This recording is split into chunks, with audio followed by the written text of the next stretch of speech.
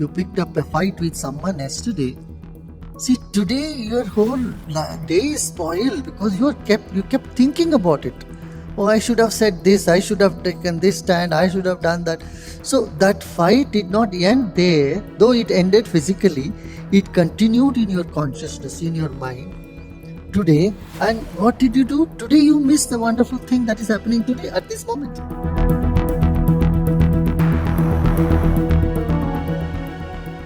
See, mind you cannot directly control. It's not possible.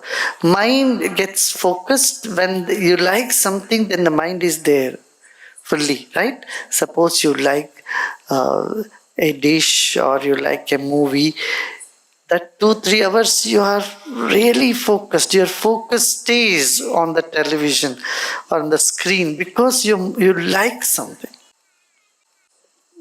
Mind get focused when there is liking for it. Suppose you don't like, still you had to focus, then take the help of breath. Breath can help mind focus. If you love something, you don't need to focus. Focus is already there. Love brings focus along with it. Correct? Number one. And then greed may help you focus in a place. You don't love it, but there is greed. Fear, automatically fear takes the focus along with it. Then dispassion. If none of these three work, the fourth one I would say is dispassion. Dispassion can bring focus. And the fifth one is pranayama, breathing. Breathing can focus your mind. This is to say that how our mind is hooked on in comparison all the time. That is, we are hanging on to the past. Whenever you are drowned in an event or an impression or an impact of an event, you forget the cause.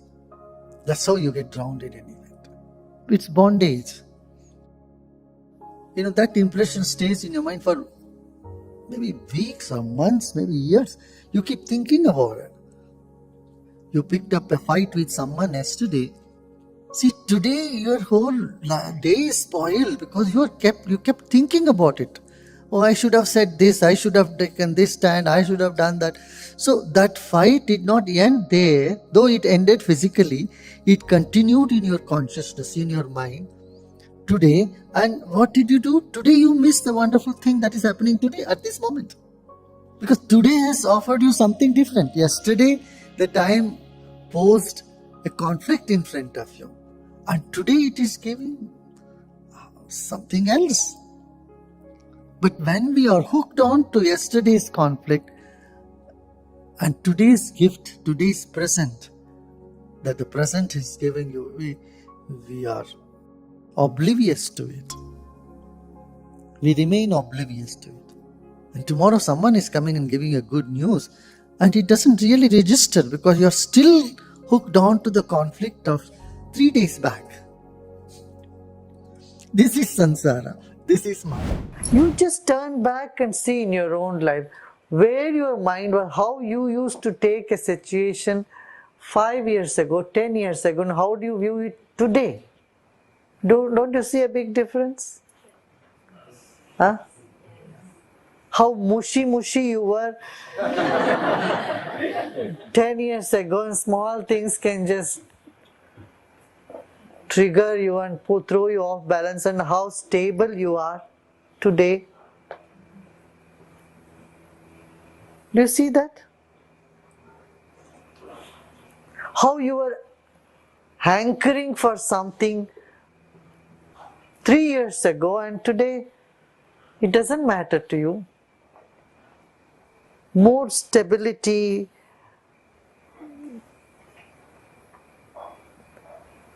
and more strength has dawned in your life. Can't you see this? Turn back and see. If you look back and see, most of the time we have spent regretting appears to be utterly foolish, waste of time. Now, not to regret that now, this has become another problem. An elderly woman came and did the course, sat in the satsang and said, wow, what, I wasted all my life. Regretting about it. I said, no way to regret now. It's very subtle, you know.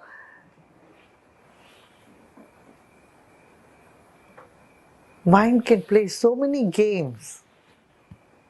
It's like saying, I'm the most humble person in the world. And I got rid of my ego totally. Someone sitting and claiming, you know what, nobody could do in this planet Earth. I got rid of my ego. Oh my God, where are you going? You know, I would call it as a process of mental hygiene. Mental hygiene. Like dental hygiene, it's a mental hygiene. You know, we get so stressed, and neither at home nor in school we learn what to do when we are upset, Right. when our moods are bad, when we are in rage, when we are restless. Nobody has taught us how to manage our mind. And to manage the mind directly is almost impossible.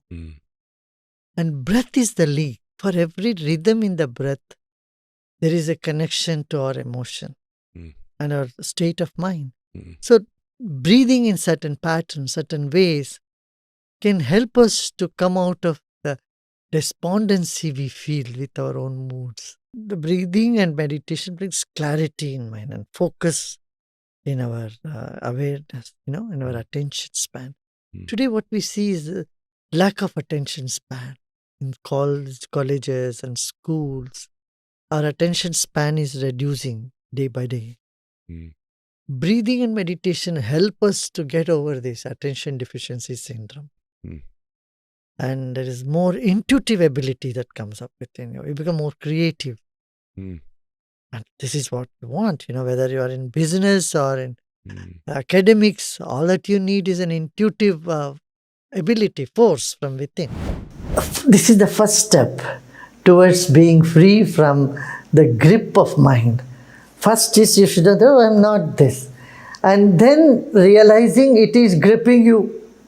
And third stage is being a witness to it. Neither try to get out of it, nor try to indulge in it. You know, taking things as they are helps you to be a witness. Yeah, that's the next step. Then you find that, you know, the things are happening, like your mind is working. Like many times you sit and you say, oh, all these thoughts are coming in my mind. Like thoughts, imaginations, they all hover around. Ideas come and go. But you know you are not that, right? So this is a stage in life when you are blossoming towards your higher self. These are stations that you pass through.